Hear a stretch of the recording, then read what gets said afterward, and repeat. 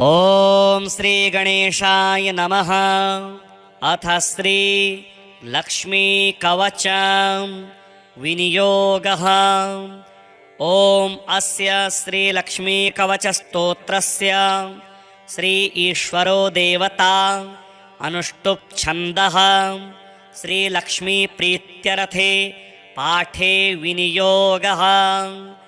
ॐ लक्ष्मी मे चाग्रतः पातु कमला पातु पृष्ठतः नारायणी शीर्षदेशे सर्वाङ्गे श्रीस्वरूपिणी रामपत्नी तु प्रत्यङ्गे सदा वतु श्रमेश्वरी विशालाक्षी योगमाया कौमारी चक्रिणी तथा जयदात्री धनदात्री पाशाक्ष्यमालिनी शुभा हरिप्रिया हरिरामा जयङ्करी महोदरी कृष्णपरायणा देवी श्रीकृष्णमनमोहिनी जयङ्करी महारौद्री सिद्धिदात्री शुभङ्करी सुखदा मोक्षदा देवी चित्रकूटनिवासिनी भयं हरतु भक्तानां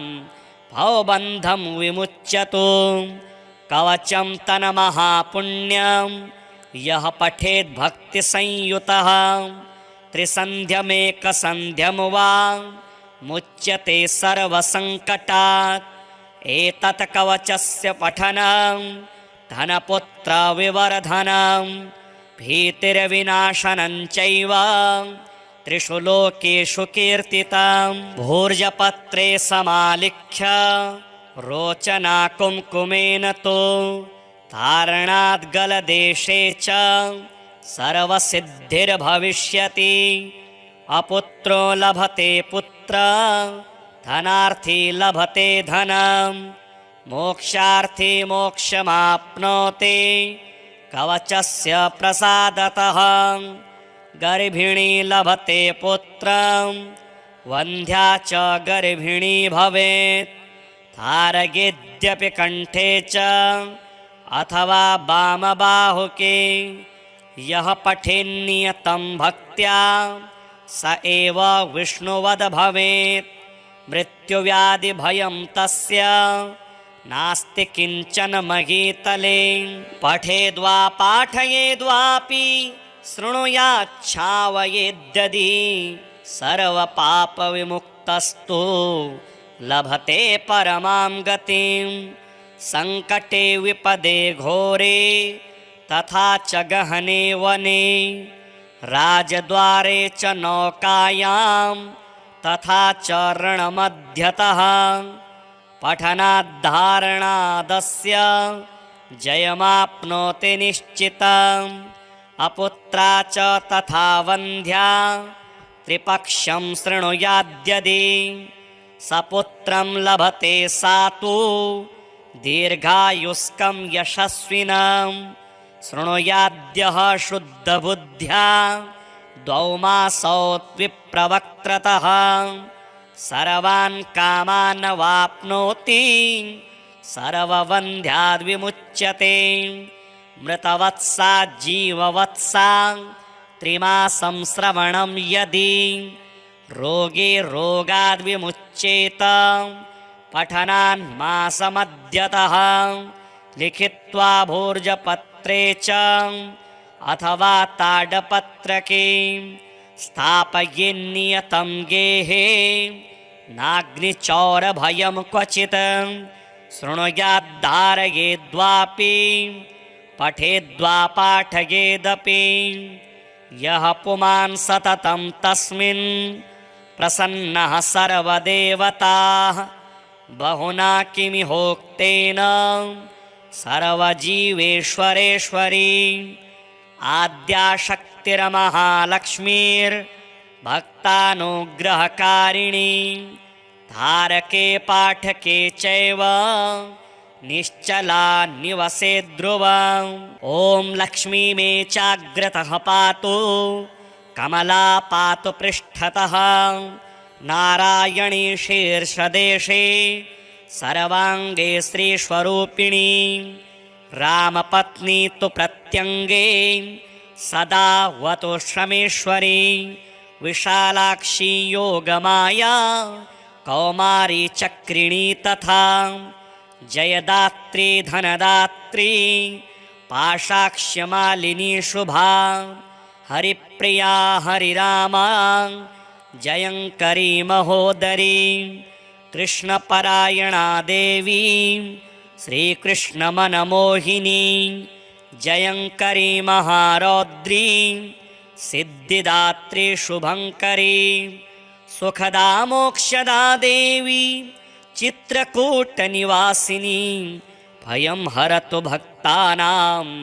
भवबन्धं विमुच्यतु कवचं तन्महापुण्यं यः पठेद् भक्तिसंयुतः त्रिसन्ध्यमेकसन्ध्यं वा मुच्यते सर्वसङ्कटात् एतत् कवचस्य पठनं धनपुत्रविवर्धनं भीतिर्विनाशनं चैव त्रिषु लोकेषु कीर्तितं भूर्जपत्रे समालिख्य रोचना कुङ्कुमेन तु धारणाद् गलदेशे च सर्वसिद्धिर्भविष्यति अपुत्रो लभते पुत्र धनार्थी लभते धनं मोक्षार्थी मोक्षमाप्नोति कवचस्य प्रसादतः गर्भिणी लभते पुत्रं वन्ध्या च गर्भिणी भवेत्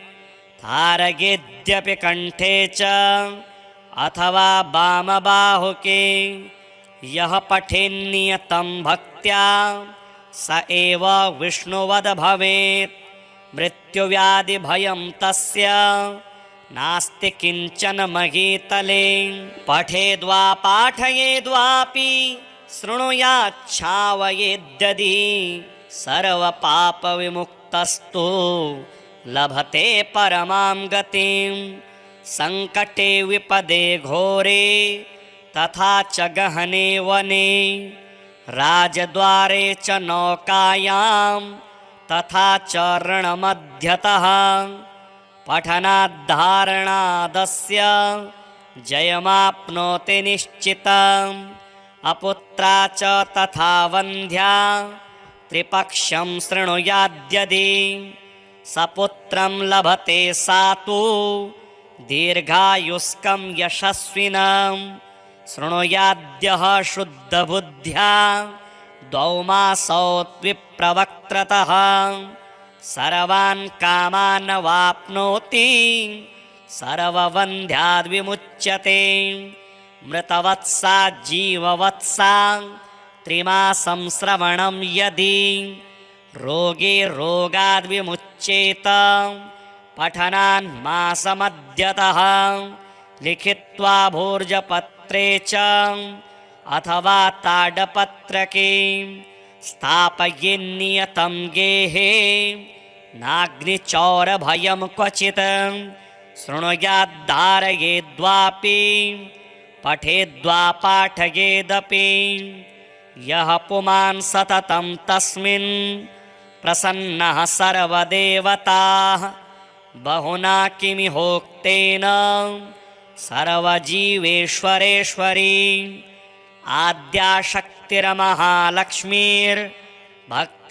आद्याशक्तिर्महालक्ष्मीर्भक्तानुग्रहकारिणी धारके पाठके चैव निश्चला निवसे ध्रुवम् ॐ लक्ष्मी मे चाग्रतः पातु कमला पातु पृष्ठतः नारायणी शीर्षदेशे सर्वाङ्गे श्रीस्वरूपिणी रामपत्नी तु प्रत्यङ्गे सदा वतु श्रमेश्वरी विशालाक्षी योगमाया कौमारी चक्रिणी तथा जयदात्री धनदात्री पाशाक्ष्यमालिनी शुभा हरिप्रिया हरिरामा जयङ्करी महोदरी कृष्णपरायणा देवी श्रीकृष्णमनमोहिनी जयङ्करी महारौद्री सिद्धिदात्री शुभङ्करी सुखदा मोक्षदा देवी चित्रकूटनिवासिनी भयं हरतु भक्तानां भवबन्धं विमुच्यतु कवचं तन्महापुण्यं यः पठेद् भक्तिसंयुतः त्रिसन्ध्यमेकसन्ध्यं वा मुच्यते सर्वसङ्कटात् एतत् कवचस्य पठनं धनपुत्रविवर्धनं भीतिर्विनाशनं चैव त्रिषु लोकेषु कीर्तितं भूर्जपत्रे समालिख्य रोचना कुङ्कुमेन तु धारणाद् गलदेशे च सर्वसिद्धिर्भविष्यति अपुत्रो लभते पुत्र धनार्थी लभते धनं मोक्षार्थी मोक्षमाप्नोति कवचस्य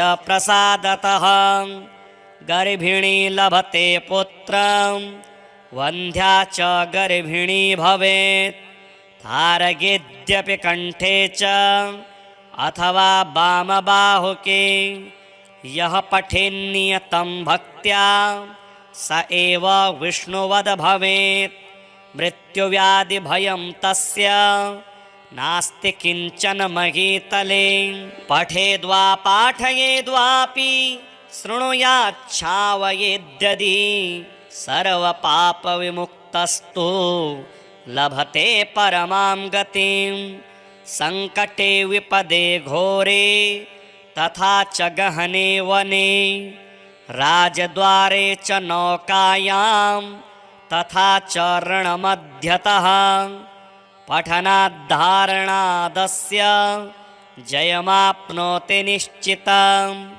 अपुत्रा च तथा वन्ध्या त्रिपक्षं शृणुयाद्यदि सपुत्रं लभते सातु दीर्घायुष्कं यशस्विनं शृणुयाद्यः शुद्धबुद्ध्या द्वौ मासौ विप्रवक्त्रतः सर्वान् कामान् वाप्नोति सर्ववन्ध्याद्विमुच्यते मृतवत्सा जीववत्सा त्रिमासं श्रवणं यदि रोगे रोगाद्विमुच्येत पठनान्मासमद्यतः लिखित्वा भोर्जपत्रे च अथवा ताडपत्रके स्थापयेन्नियतं गेहे नाग्निचौरभयं क्वचित् शृणुयाद्धारयेद्वापि पठेद्वा पाठयेदपि यः पुमान् सततं तस्मिन् प्रसन्नः सर्वदेवताः बहुना किमिहोक्तेन सर्वजीवेश्वरेश्वरी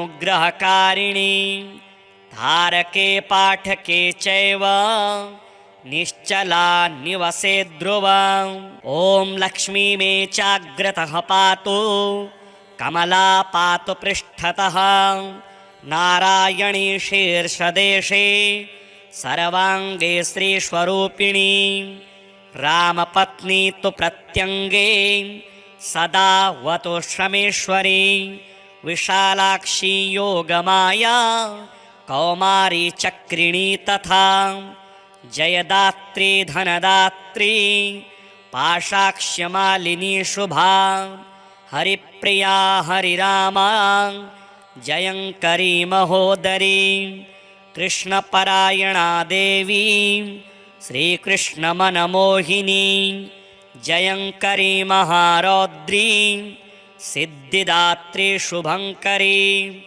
सुखदा मोक्षदा देवी चित्रकूटनिवासिनी भयं हरतु भक्तानां भवबन्धं विमुच्यतु कवचं तन्महापुण्यं यः पठेद् भक्तिसंयुतः त्रिसन्ध्यमेकसन्ध्यं वा मुच्यते सर्वसङ्कटात् एतत् कवचस्य पठनं धनपुत्रविवर्धनं भीतिर्विनाशनं चैव त्रिषु लोकेषु कीर्तितं भूर्जपत्रे समालिख्य रोचना कुङ्कुमेन तु धारणाद् गलदेशे च सर्वसिद्धिर्भविष्यति। अपुत्रो लभते पुत्र धनार्थी लभते धनं मोक्षार्थी मोक्षमाप्नोति कवचस्य प्रसादतः। गर्भिणी लभते पुत्रं वन्ध्या च गर्भिणी भवेत्। धारयेद्यपि कण्ठे च अथवा वामबाहुके यः पठेन्नियतं भक्त्या स एव विष्णुवद् भवेत्। मृत्युव्याधिभयं तस्य नास्ति किञ्चन महीतले। पठेद्वा पाठयेद्वापि शृणुयाच्छावयेद्यदि सर्वपापविमुक्तस्तु लभते परमां गतिं। संकटे विपदे घोरे तथा च गहने वने राजद्वारे च नौकायां तथा च रणमध्यतः पठनाद्धारणादस्य जयमाप्नोति निश्चितम्। अपुत्रा च तथा वन्ध्या त्रिपक्षं शृणुयाद्यदि सपुत्रं लभते सातु दीर्घायुष्कं यशस्विनं। शृणुयाद्यः शुद्धबुद्ध्या द्वौ मासौ विप्रवक्त्रतः सर्वान् कामान् वाप्नोति सर्ववन्ध्याद्विमुच्यते। मृतवत्सा जीववत्सा त्रिमासं श्रवणं यदि रोगे रोगाद्विमुच्येत। पठनान् मासमध्यतः लिखित्वा भोर्जपत्रे च अथवा ताडपत्रके स्थापयेन्नियतं गेहे नाग्निचौरभयं क्वचित्। शृणुयाद्धारयेद्वापि पठेद्वा पाठयेदपि यः पुमान् सततं तस्मिन् प्रसन्नः सर्वदेवताः। बहुना किमिहोक्तेन सर्वजीवेश्वरेश्वरी आद्याशक्तिर्महालक्ष्मीर्भक्तानुग्रहकारिणी। धारके पाठके चैव निश्चला निवसे ध्रुवम्। ॐ लक्ष्मी मे चाग्रतः पातु कमला पातु पृष्ठतः। नारायणी शीर्षदेशे सर्वाङ्गे श्रीस्वरूपिणी। रामपत्नी तु प्रत्यङ्गे सदा वतु श्रमेश्वरी। विशालाक्षी योगमाया कौमारी चक्रिणी तथा जयदात्री धनदात्री पाशाक्ष्यमालिनी शुभा। हरिप्रिया हरिरामा जयङ्करी महोदरी। कृष्णपरायणा देवी श्रीकृष्णमनमोहिनी। जयङ्करी महारौद्री सिद्धिदात्री शुभङ्करी। सुखदा मोक्षदा देवी चित्रकूटनिवासिनी। भयं हरतु भक्तानां भवबन्धं विमुच्यतु। कवचं तन्महापुण्यं यः पठेद्भक्तिसंयुतः। त्रिसन्ध्यमेकसन्ध्यं वा मुच्यते सर्वसङ्कटात्। एतत् कवचस्य पठनं धनपुत्रविवर्धनं भीतिर्विनाशनं चैव त्रिषु लोकेषु कीर्तितं। भोर्जपत्रे समालिख्य रोचना कुङ्कुमेन तु धारणाद् गलदेशे च सर्वसिद्धिर्भविष्यति। अपुत्रो लभते पुत्र धनार्थी लभते धनं मोक्षार्थी मोक्षमाप्नोति कवचस्य प्रसादतः। गर्भिणी लभते पुत्रं वन्ध्या च गर्भिणी भवेत्। धारयेद्यपि कण्ठे च अथवा वामबाहुके यः पठेन्नियतं भक्त्या स एव विष्णुवद् भवेत्। मृत्युव्याधिभयं तस्य नास्ति किञ्चन महीतले। पठेद्वा पाठयेद्वापि शृणुयाच्छावयेद्यदि सर्वपापविमुक्तस्तु लभते परमां गतिं। सङ्कटे विपदे घोरे तथा च गहने वने राजद्वारे च नौकायां तथा च रणमध्यतः पठनाद्धारणादस्य जयमाप्नोति निश्चितम्। अपुत्रा च तथा वन्ध्या त्रिपक्षं शृणुयाद्यदि सपुत्रं लभते सातु दीर्घायुष्कं यशस्विनं। शृणुयाद्यः शुद्धबुद्ध्या द्वौ मासौ विप्रवक्त्रतः सर्वान् कामान् वाप्नोति सर्ववन्ध्याद्विमुच्यते। मृतवत्सा जीववत्सा त्रिमासं श्रवणं यदि रोगे रोगाद्विमुच्येत पठनान् मासमद्यतः लिखित्वा भोर्जपत्रे च अथवा ताडपत्रके स्थापयेन्नियतं गेहे नाग्निचौरभयं क्वचित्।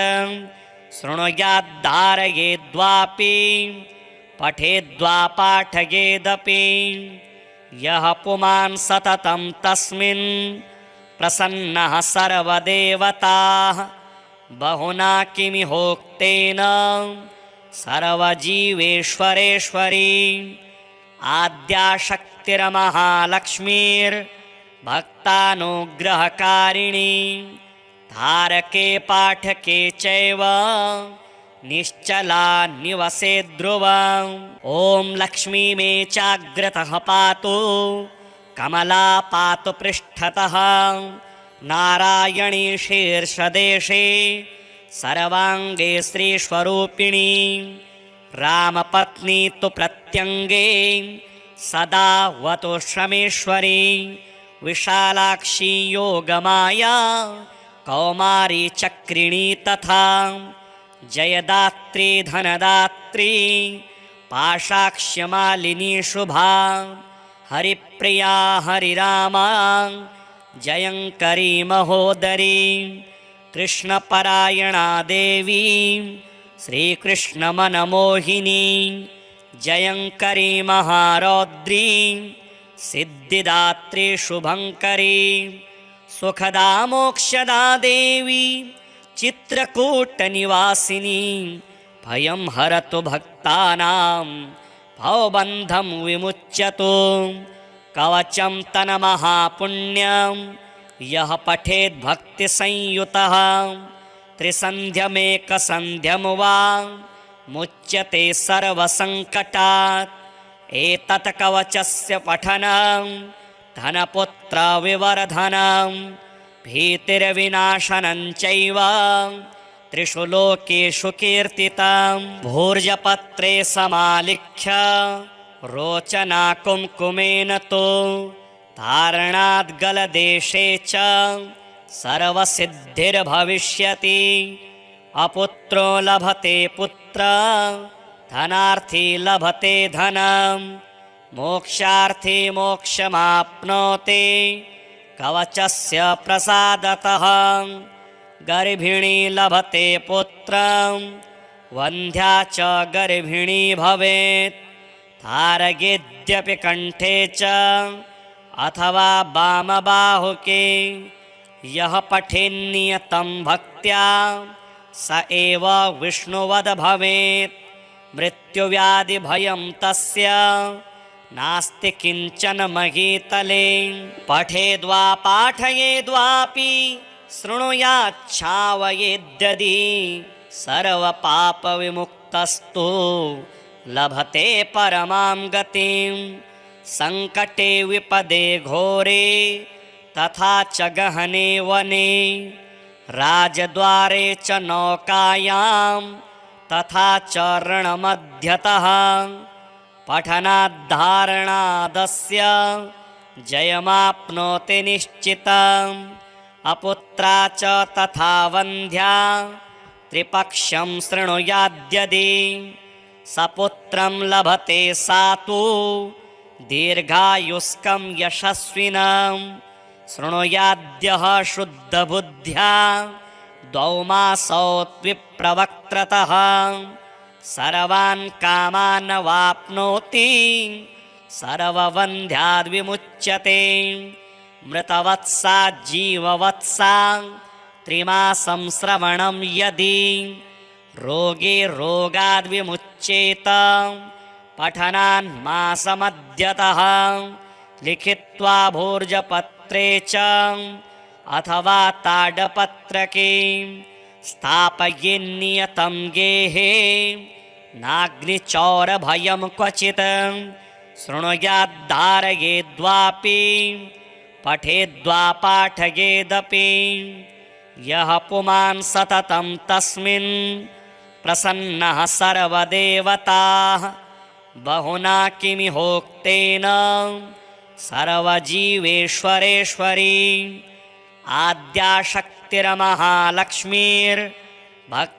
आद्याशक्तिर्महालक्ष्मीर्भक्तानुग्रहकारिणी धारके पाठके चैव निश्चला निवसे ध्रुवम् ॐ लक्ष्मी मे चाग्रतः पातु कमला पातु पृष्ठतः नारायणी शीर्षदेशे सर्वाङ्गे श्रीस्वरूपिणी रामपत्नी तु प्रत्यङ्गे सदा वतु श्रमेश्वरी विशालाक्षी योगमाया कौमारी चक्रिणी तथा जयदात्री धनदात्री पाशाक्ष्यमालिनी शुभा हरिप्रिया हरिरामा जयङ्करी महोदरी कृष्णपरायणा देवी श्रीकृष्णमनमोहिनी जयङ्करी महारौद्री सिद्धिदात्री शुभङ्करी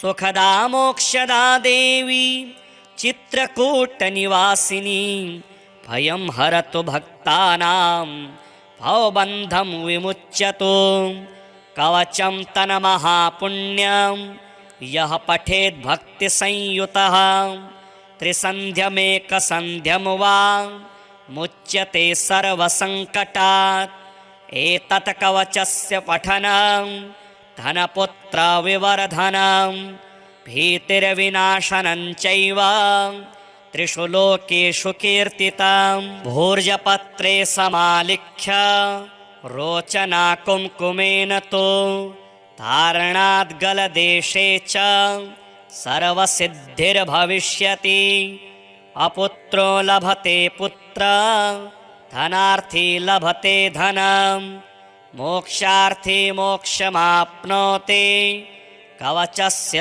प्रसादतः गर्भिणी लभते पुत्रं वन्ध्या च गर्भिणी भवेत् धारयेद्यपि कण्ठे च अथवा वामबाहुके यः पठेन्नियतं भक्त्या स एव विष्णुवद् भवेत् मृत्युव्याधिभयं तस्य नास्ति किञ्चन महीतले पठेद्वा पाठयेद्वापि शृणुयाच्छावयेद्यदि सर्वपापविमुक्तस्तु लभते परमां गतिं सङ्कटे विपदे घोरे तथा च गहने वने राजद्वारे च नौकायां तथा च रणमध्यतः पठनाद्धारणादस्य जयमाप्नोति निश्चितम् अपुत्रा च तथा वन्ध्या त्रिपक्षं शृणुयाद्यदि सपुत्रं लभते सा तु दीर्घायुष्कं यशस्विनं शृणुयाद्यः शुद्धबुद्ध्या द्वौ मासौ विप्रवक्त्रतः सर्वान् कामान् वाप्नोति सर्ववन्ध्याद्विमुच्यते मृतवत्सा जीववत्सा त्रिमासं श्रवणं यदि रोगे रोगाद्विमुच्येत पठनान्मासमद्यतः लिखित्वा भोर्जपत्रे च अथवा ताडपत्रके स्थापयेन्नियतं गेहे नाग्निचौरभयं क्वचित् शृणुयाद्धारयेद्वापि पठेद्वा पाठयेदपि यः पुमान् सततं तस्मिन् प्रसन्नः सर्वदेवताः बहुना किमिहोक्तेन सर्वजीवेश्वरेश्वरी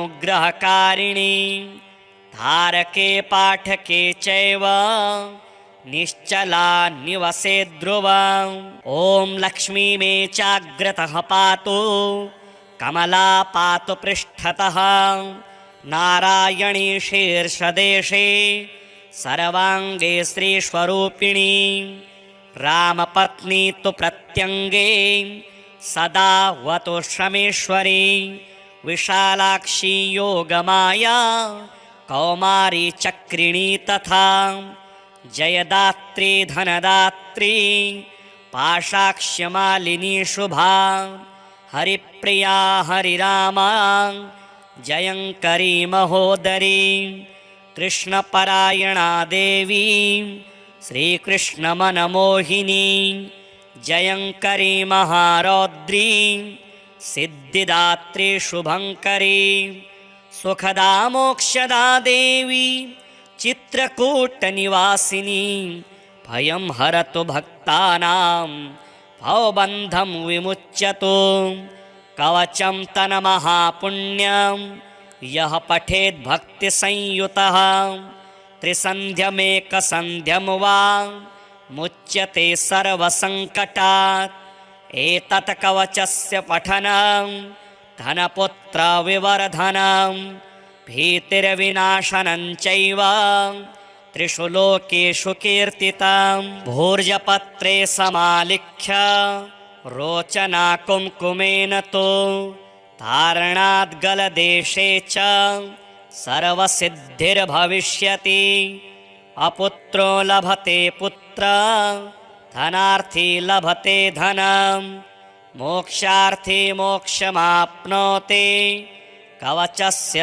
प्रसादतः गर्भिणी लभते पुत्रं वन्ध्या च गर्भिणी भवेत् धारयेद्यपि कण्ठे च अथवा वामबाहुके यः पठेन्नियतं भक्त्या स एव विष्णुवद् भवेत् मृत्युव्याधिभयं तस्य नास्ति किञ्चन महीतले पठेद्वा पाठयेद्वापि शृणुयाच्छावयेद्यदि सर्वपापविमुक्तस्तु लभते परमां गतिं संकटे विपदे घोरे तथा च गहने वने राजद्वारे च नौकायां तथा च रणमध्यतः पठनाद्धारणादस्य जयमाप्नोति निश्चितम्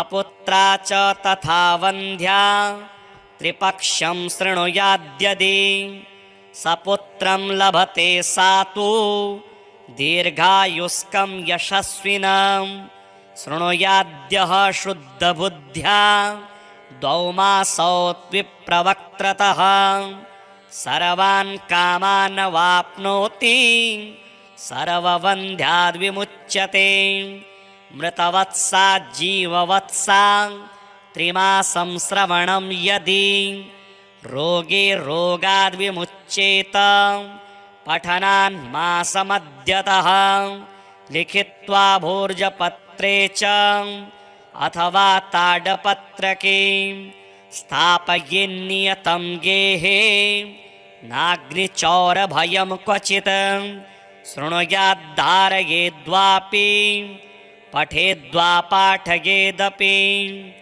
यः पुमान् सततं तस्मिन् प्रसन्नः सर्वदेवताः बहुना किमिहोक्तेन सर्वजीवेश्वरेश्वरी आद्याशक्तिर्महालक्ष्मीर्भक्तानुग्रहकारिणी धारके पाठके चैव निश्चला निवसे ध्रुवम् ॐ लक्ष्मी मे चाग्रतः पातु कमला पातु पृष्ठतः नारायणी शीर्षदेशे सर्वाङ्गे श्रीस्वरूपिणी रामपत्नी तु प्रत्यङ्गे सदा वतु श्रमेश्वरी विशालाक्षी योगमाया कौमारी चक्रिणी तथा जयदात्री धनदात्री पाशाक्ष्यमालिनी शुभा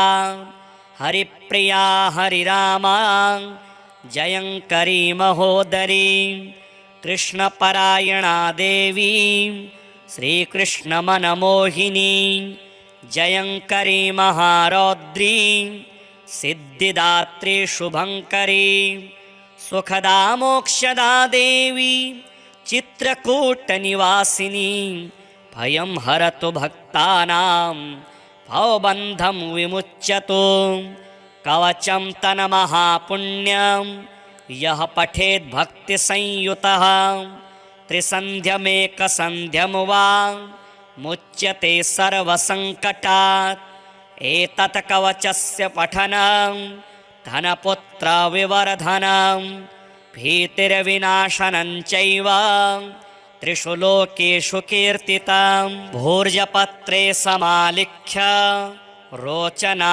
कुङ्कुमेन तु धारणाद् गलदेशे च सर्वसिद्धिर्भविष्यति अपुत्रो लभते पुत्र धनार्थी लभते धनं मोक्षार्थी मोक्षमाप्नोति कवचस्य प्रसादतः गर्भिणी लभते पुत्रं वन्ध्या च गर्भिणी भवेत् धारयेद्यपि कण्ठे च अथवा वामबाहुके यः पठेन्नियतं भक्त्या स एव विष्णुवद् भवेत् मृत्युव्याधिभयं तस्य नास्ति किञ्चन महीतले पठेद्वा पाठयेद्वापि शृणुयाच्छावयेद्यदि सर्वपापविमुक्तस्तु लभते परमां गतिं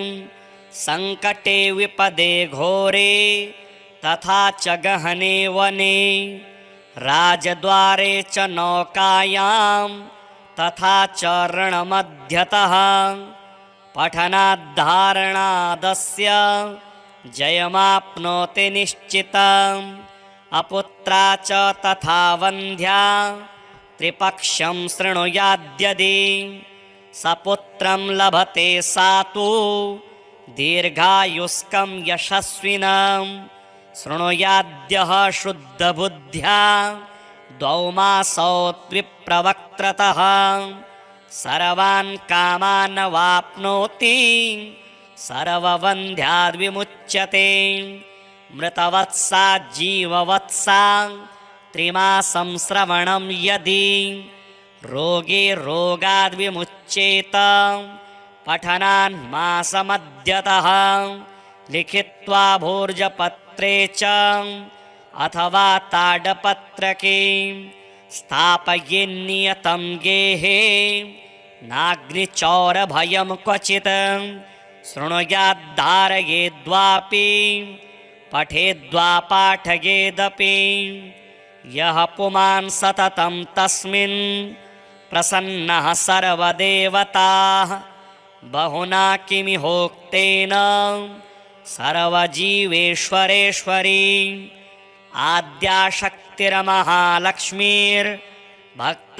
आद्याशक्तिर्महालक्ष्मीर्भक्तानुग्रहकारिणी धारके पाठके चैव निश्चला निवसे ध्रुवम् ॐ लक्ष्मी मे चाग्रतः पातु कमला पातु पृष्ठतः नारायणी शीर्षदेशे सर्वाङ्गे श्रीस्वरूपिणी रामपत्नी तु प्रत्यङ्गे सदा वतु श्रमेश्वरी विशालाक्षी योगमाया कौमारी चक्रिणी तथा जयदात्री धनदात्री पाशाक्ष्यमालिनी शुभा हरिप्रिया हरिरामा जयंकरी महोदरी कृष्णपरायणा देवी श्रीकृष्णमनमोहिनी जयंकरी महारौद्री सिद्धिदात्री शुभंकरी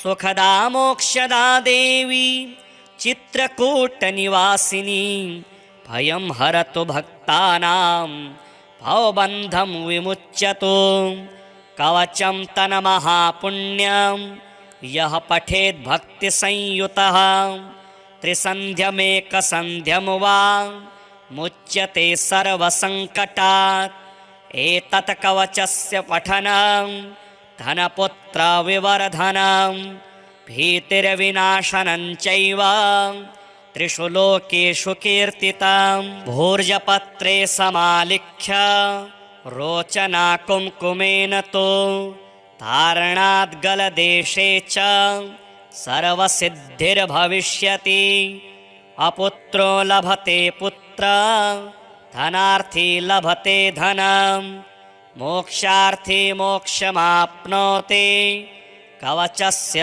प्रसादतः गर्भिणी लभते पुत्रं वन्ध्या च गर्भिणी भवेत् धारयेद्यपि कण्ठे च अथवा वामबाहुके यः पठेन्नियतं भक्त्या स एव विष्णुवद् भवेत् मृत्युव्याधिभयं तस्य नास्ति किञ्चन महीतले पठेद्वा पाठयेद्वापि शृणुयाच्छावयेद्यदि सर्वपापविमुक्तस्तु लभते परमां गतिं संकटे विपदे घोरे तथा च गहने वने राजद्वारे च नौकायां तथा च रणमध्यतः पठनाद्धारणादस्य जयमाप्नोति निश्चितम्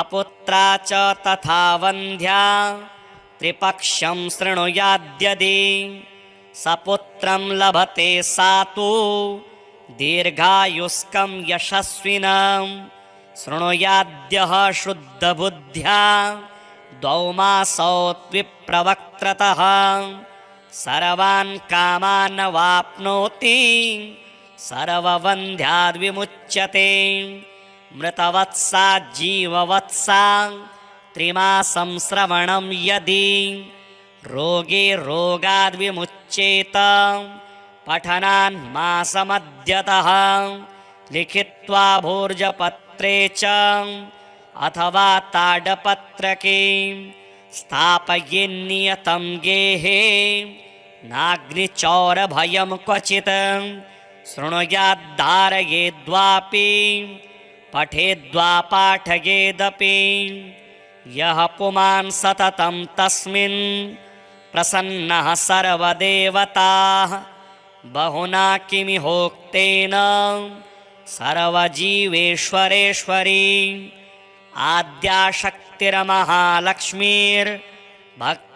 आद्याशक्तिर्महालक्ष्मीर्भक्तानुग्रहकारिणी धारके पाठके चैव निश्चला निवसे ध्रुवम् ॐ लक्ष्मी मे चाग्रतः पातु कमला पातु पृष्ठतः नारायणी शीर्षदेशे सर्वाङ्गे श्रीस्वरूपिणी रामपत्नी तु प्रत्यङ्गे सदा वतु श्रमेश्वरी विशालाक्षी योगमाया कौमारी चक्रिणी तथा जयदात्री धनदात्री पाशाक्ष्यमालिनी शुभा हरिप्रिया हरिरामा जयंकरी महोदरी कृष्णपरायणा देवी श्रीकृष्णमनमोहिनी जयंकरी महारौद्री सिद्धिदात्री शुभंकरी सुखदा मोक्षदा देवी चित्रकूटनिवासिनी भयं हरतु भक्तानां भवबन्धं विमुच्यतु कवचं तन्महापुण्यं यः पठेद् भक्तिसंयुतः त्रिसन्ध्यमेकसन्ध्यं वा मुच्यते सर्वसङ्कटात्।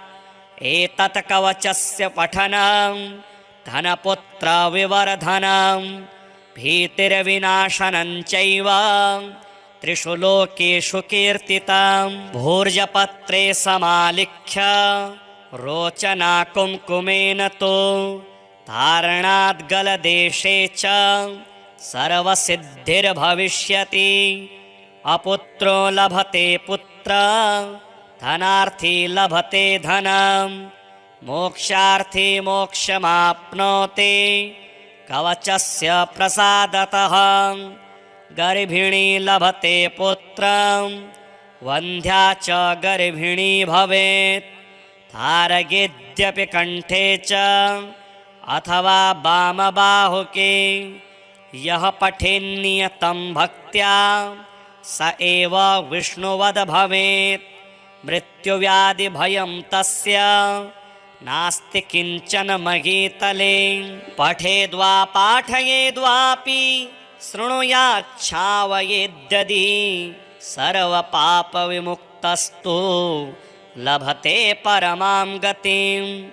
सङ्कटे विपदे घोरे तथा च गहने वने राजद्वारे च नौकायां तथा च रणमध्यतः पठनाद्धारणादस्य जयमाप्नोति निश्चितम्।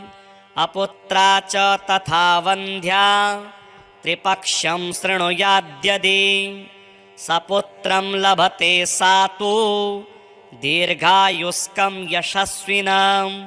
शृणुयाद्यः शुद्धबुद्ध्या द्वौ मासौ विप्रवक्त्रतः सर्वान् कामान् वाप्नोति सर्ववन्ध्याद्विमुच्यते। मृतवत्सा जीववत्सा त्रिमासं श्रवणं यदि रोगे रोगाद्विमुच्येत। पठनान्मासमद्यतः लिखित्वा भूर्जपत्रे च अथवा ताडपत्रके स्थापयेन्नियतं गेहे नाग्निचौरभयं क्वचित्। शृणुयाद्धारयेद्वापि पठेद्वा पाठयेदपि यः पुमान् सततं तस्मिन् प्रसन्नः सर्वदेवताः। बहुना किमिहोक्तेन सर्वजीवेश्वरेश्वरी आद्याशक्तिर्महालक्ष्मीर्भक्तानुग्रहकारिणी। धारके पाठके चैव निश्चला निवसे ध्रुवम्। ॐ लक्ष्मी मे चाग्रतः पातु कमला पातु पृष्ठतः। नारायणी शीर्षदेशे सर्वाङ्गे श्रीस्वरूपिणी। रामपत्नी तु प्रत्यङ्गे सदा वतु श्रमेश्वरी। विशालाक्षी योगमाया कौमारी चक्रिणी तथा जयदात्री धनदात्री पाशाक्ष्यमालिनी शुभा। हरिप्रिया हरिरामा जयङ्करी महोदरी। कृष्णपरायणा देवी श्रीकृष्णमनमोहिनी। जयङ्करी महारौद्री सिद्धिदात्री शुभङ्करी। सुखदा मोक्षदा देवी चित्रकूटनिवासिनी। भयं हरतु भक्तानां भवबन्धं विमुच्यतु। कवचं तन्महापुण्यं यः पठेद् भक्तिसंयुतः त्रिसन्ध्यमेकसन्ध्यं वा मुच्यते सर्वसङ्कटात्। एतत् कवचस्य पठनं धनपुत्रविवर्धनं भीतिर्विनाशनं चैव त्रिषु लोकेषु कीर्तितं। भूर्जपत्रे समालिख्य रोचना कुङ्कुमेन तु धारणाद् गलदेशे च सर्वसिद्धिर्भविष्यति। अपुत्रो लभते पुत्रं धनार्थी लभते धनं मोक्षार्थी मोक्षमाप्नोति कवचस्य प्रसादतः गर्भिणी लभते पुत्रं वन्ध्या च गर्भिणी भवेत् धारयेद्यपि कण्ठे च अथवा वामबाहुके यः पठेन्नियतं भक्त्या स एव विष्णुवद् भवेत् मृत्युव्याधिभयं तस्य नास्ति किञ्चन महीतले पठेद्वा पाठयेद्वापि शृणुयाच्छावयेद्यदि सर्वपापविमुक्तस्तु लभते परमां गतिं संकटे विपदे घोरे तथा च गहने वने राजद्वारे च नौकायां तथा च रणमध्यतः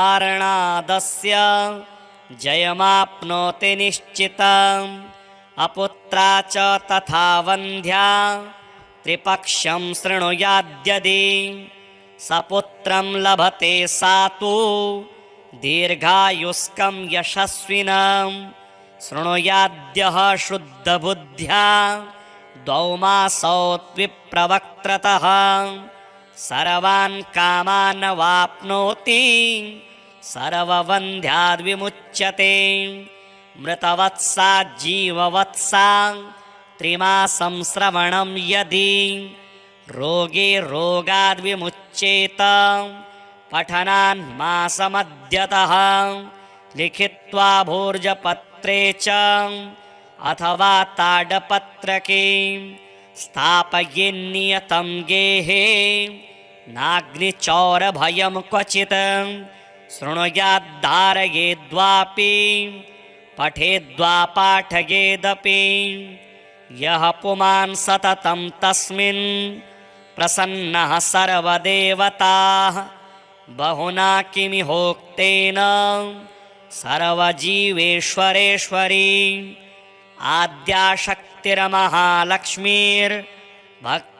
आद्याशक्तिर्महालक्ष्मीर्भक्तानुग्रहकारिणी धारके पाठके चैव निश्चला निवसे ध्रुवम् ॐ लक्ष्मी मे चाग्रतः पातु कमला पातु पृष्ठतः नारायणी शीर्षदेशे सर्वाङ्गे श्रीस्वरूपिणी रामपत्नी तु प्रत्यङ्गे सदा वतु श्रमेश्वरी विशालाक्षी योगमाया कौमारी चक्रिणी तथा जयदात्री धनदात्री पाशाक्ष्यमालिनी शुभा हरिप्रिया हरिरामा जयङ्करी महोदरी कृष्णपरायणा देवी श्रीकृष्णमनमोहिनी जयङ्करी महारौद्री सिद्धिदात्री शुभङ्करी सुखदा मोक्षदा देवी चित्रकूटनिवासिनी भयं हरतु भक्तानां भवबन्धं विमुच्यतु कवचं तन्महापुण्यं यः पठेद्भक्तिसंयुतः त्रिसन्ध्यमेकसन्ध्यं वा मुच्यते सर्वसङ्कटात् एतत् कवचस्य पठनं धनपुत्रविवर्धनं भीतिर्विनाशनं चैव त्रिषु लोकेषु कीर्तितं भोर्जपत्रे समालिख्य रोचना कुङ्कुमेन तु धारणाद् गलदेशे च सर्वसिद्धिर्भविष्यति अपुत्रो लभते पुत्र धनार्थी लभते धनं मोक्षार्थी मोक्षमाप्नोति कवचस्य प्रसादतः गर्भिणी लभते पुत्रं वन्ध्या च गर्भिणी भवेत् धारयेद्यपि कण्ठे च अथवा वामबाहुके यः पठेन्नियतं भक्त्या स एव विष्णुवद् भवेत् मृत्युव्याधिभयं तस्य नास्ति किञ्चन महीतले पठेद्वा पाठयेद्वापि शृणुयाच्छावयेद्यदि सर्वपापविमुक्तस्तु लभते परमां गतिं संकटे विपदे घोरे तथा च गहने वने राजद्वारे च नौकायां तथा च रणमध्यतः पठनाद्धारणादस्य जयमाप्नोति निश्चितम् अपुत्रा च तथा वन्ध्या त्रिपक्षं शृणुयाद्यदि सपुत्रं लभते सातु दीर्घायुष्कं यशस्विनं शृणुयाद्यः शुद्धबुद्ध्या द्वौ मासौ विप्रवक्त्रतः सर्वान् कामान् वाप्नोति सर्ववन्ध्याद्विमुच्यते मृतवत्सा जीववत्सा त्रिमासं श्रवणं यदि रोगे रोगाद्विमुच्येत पठनान्मासमद्यतः लिखित्वा भोर्जपत्रे च अथवा ताडपत्रके स्थापयेन्नियतं गेहे नाग्निचौरभयं क्वचित् शृणुयाद्धारयेद्वापि पठेद्वा पाठयेदपि यः पुमान् सततं तस्मिन् प्रसन्नः सर्वदेवताः बहुना किमिहोक्तेन सर्वजीवेश्वरेश्वरी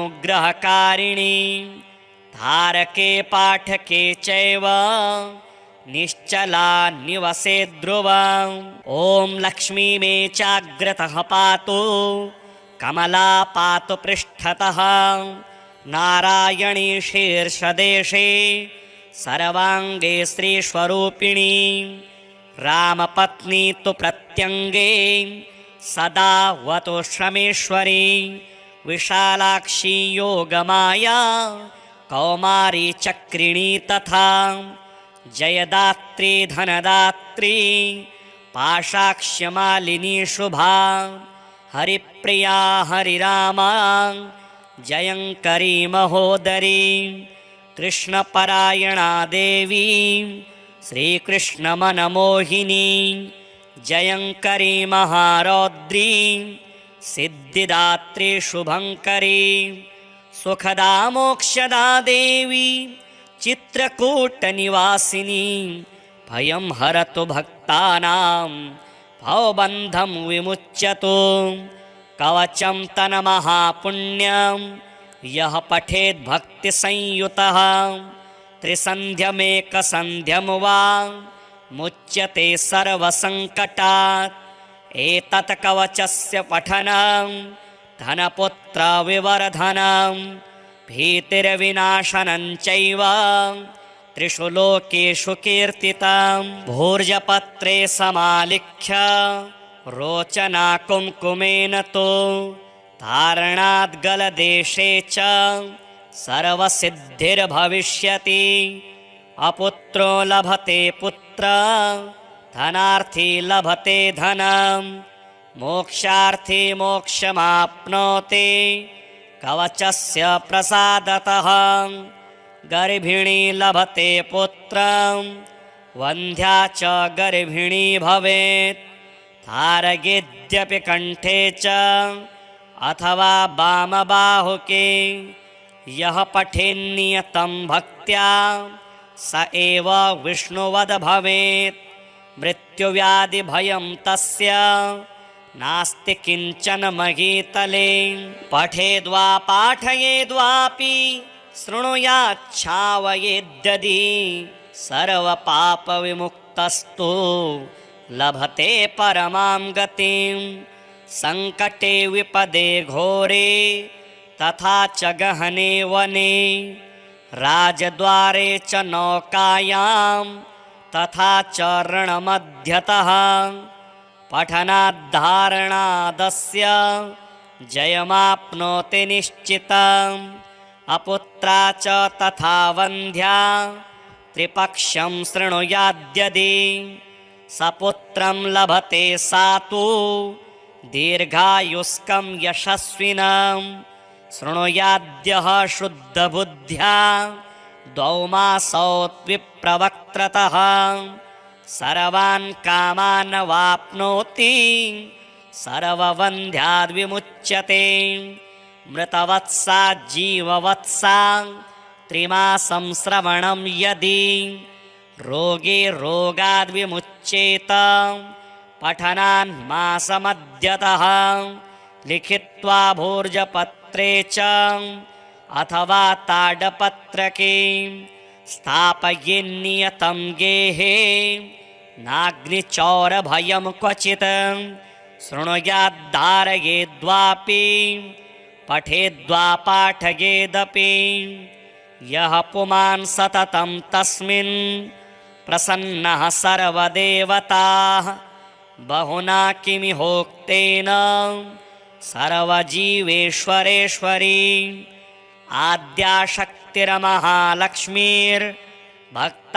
आद्याशक्तिर्महालक्ष्मीर्भक्तानुग्रहकारिणी धारके पाठके चैव निश्चला निवसे ध्रुवं